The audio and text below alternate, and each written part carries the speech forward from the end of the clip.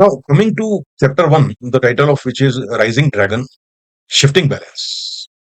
The first light of dawn cast a slow glow over the South China Sea, painting the horizon with hues of orange and pink. The water, calm and seemingly infinite, reflected the colors of the rising sun. To Mai, the tranquility of the morning sea was a familiar, almost deceptive sight. Standing on the deck of the Chinese frigate, she took a deep breath of the salty air, steeling herself for another day of vigilant patrolling in these contested waters. Mai was only 28, but her poise and determination spoke of her discipline honed over years of rigorous training. As she adjusted her cap and surveyed the horizon, she thought of the countless generations of Chinese sailors who had navigated these same waters. The South China Sea, with its strategic significance and abundant resources, was more than just a body of water. It was a symbol of national pride and historical legacy. The hum of the frigate's engines was a constant backdrop to her thoughts.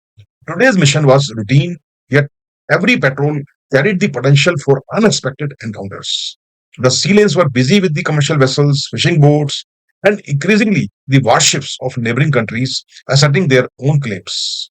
Mai knew that any miscalculation or misinterpretation could escalate into a confrontation. The stakes were high and the margins of error were razor thin.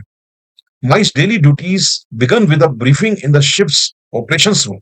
The room was a hive of activity with maps and monitors displaying real time data on the movements of various vessels around. The atmosphere was one of controlled urgency, a stark contrast to the serene scene outside. Captain Liu, a seasoned officer with decades of experience, led the briefing. Today, we will be patrolling near the Spratly Islands, Captain Liu began, his voice steady and authoritative. There have been reports of increased activity from foreign naval ships in the area. Our objective is to assert our presence and monitor their movements. Maintain strict radio silence unless otherwise instructed. Mai noted the coordinates and specific tasks assigned to her team.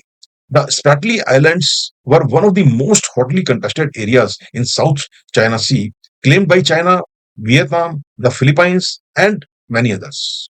Over the past few years, China had transformed several of these islands into fortified outposts, complete with runways, ports, and radar installations. These developments had drawn international scrutiny and increased tensions in the region. As Mai prepared for her shift, she thought about the broader implications of their mission. To the outside world, China's actions were often viewed with suspicion and concern.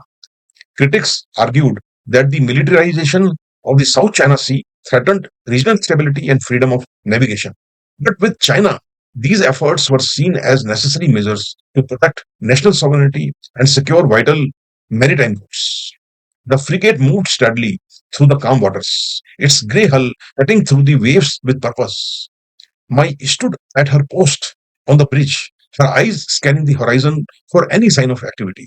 The sea was dotted with ships of various sizes, each one a potential player in the unfolding drama of international politics. Suddenly, a blip appeared on the radar screen, a vessel moving towards their position. Mai's pulse quickened as she reported the contact to the captain. The ship was identified as a foreign naval vessel. Maintain course and speed, Captain Liu ordered. We will proceed with caution and monitor their actions closely. Mai's grip tightened on the railings as the foreign ship grew closer. The calm of the morning had given way to a palpable tension, the kind that came with the knowledge that a single misstep could have a far-reaching consequences. She reminded herself of her training of the protocols designed to de-escalate potential conflicts. Yet she couldn't shake the feeling that they were walking on a tightrope, balancing national duty and the precarious nature of the international diplomacy. As the sun climbed higher in the sky, casting a brilliant light over the sea, the frigate continued its patrol. My thoughts drifted to her family back in Beijing, to the dreams she had of serving her country and making a difference. This was not the path she had imagined, yet it was one embraced with unwavering resolve. The day stretched ahead, filled with the unknown possibilities that came with each patrol. My knew that the calm could break at any moment, that the delicate balance they maintained could tip with a single provocation. But for now, she focused on the present, on the mission at hand, and on the unyielding horizon before her. In the distance, the silhouette of the foreign ship loomed, a stark reminder of the shifting balance of power in the South China Sea. Mai stood tall, ready to face whatever challenges the day might bring, her heart steady with the knowledge that she was part of something much larger than herself, a rising dragon in a world of shifting sands.